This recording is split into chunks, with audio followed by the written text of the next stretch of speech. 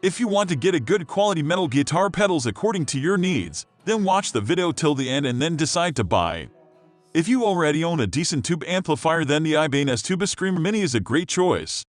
Used as a boost, it can push most metal voiced amps into rich saturation, and there's a reason it's so popular when used in this way.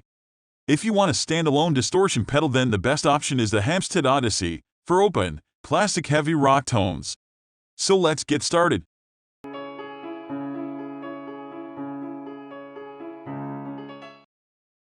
At the first position of our list, we have Ibanez Tubescreamer Mini. The Ibanez Tubescreamer has long been the tool of choice for getting tight, compressed metal tones. Though it is an excellent drive in its own right, its chief attraction here is as a boost. With the gain all the way down and the level up, it can be used as such. Meanwhile, its distinctive mid-hum means that it pushes the mids of any amp, following it in an instantly recognizable way. The Mini is both the most affordable Tubescreamer yet and the most compact. What's not to like? Still not sure? Check out our pick of Tubescreamer clones. Moving on to the next at number 2 with ProCo RAT. The ProCo RAT was one of the first hard clipping distortion pedals, and it remains an excellent and affordable option for everything from punk and grunge to modern metal.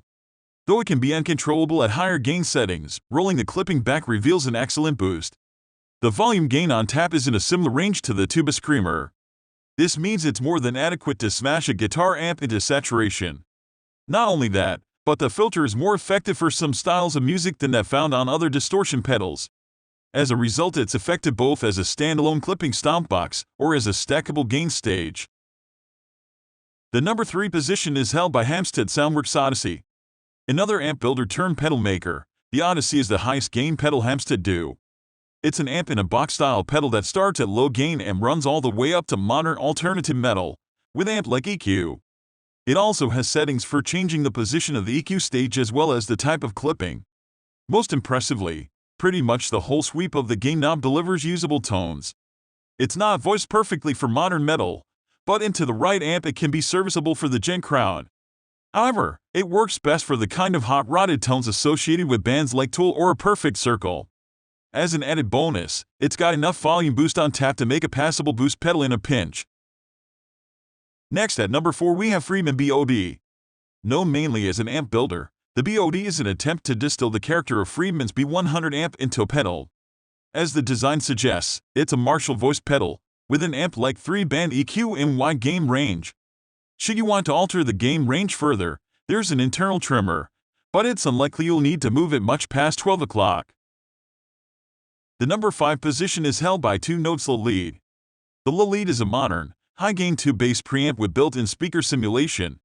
As it's based around a tube, even at lower volume and gain settings, it has a bit more richness than your average amp-in-a-box distortion.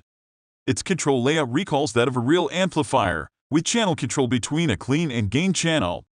Both channels have EQ controls, though the lead channel EQ is more powerful. It's also got a parallel blend, which is particularly useful for adding a clean blend to higher gain distortion tones. As you'd expect, it works as a standalone preamp, and even has a built-in speaker sim.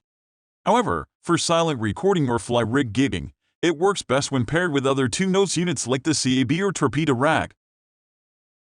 The number 6 position is dominated by Diezel VH4-2 pedal. The VH4 pedal is Diezel's attempt to distill its flagship amp into a compact pedal. The distortion tones on offer are appropriately massive, but the real USB here is the EQ section. Alongside a 3-band EQ, it also has a presence in deep control, offering greater tone shaping to, for example, get better control over palm mutes. Crucially, version 2 of the VH4 brings a second channel, meaning even more flexibility and a true preamp experience. As you'd expect, this can be used as a standalone distortion or run as a preamp into a power amp. Moving on to the next at number 7 with Wampler Dracarys. The Wampler Dracarys is apparently modeled on the classic Marshall Shredmaster. It certainly has similar characteristics to the original, a distinctive spiky clipping tone and amp-like EQ. The 2 drawbacks of the Shredmaster are also found here, however. Firstly, that the voicing is very much an 80s style metal lead and less suitable for modern rhythm tones. Secondly, that there isn't a huge amount of volume gain on tap compared to other pedals.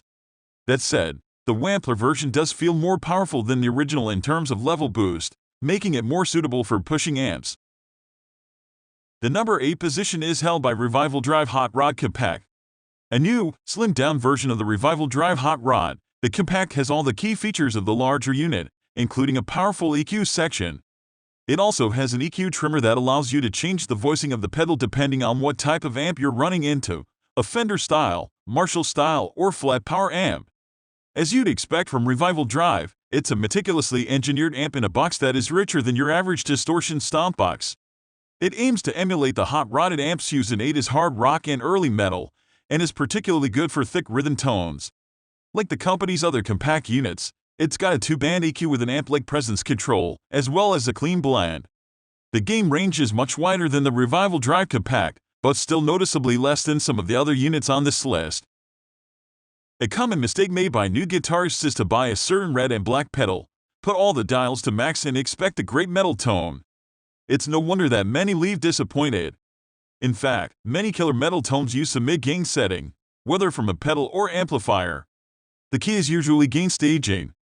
That's all for today. We upload music product review videos in every single day. So, don't forget to subscribe and hit the bell button for the upcoming video notification.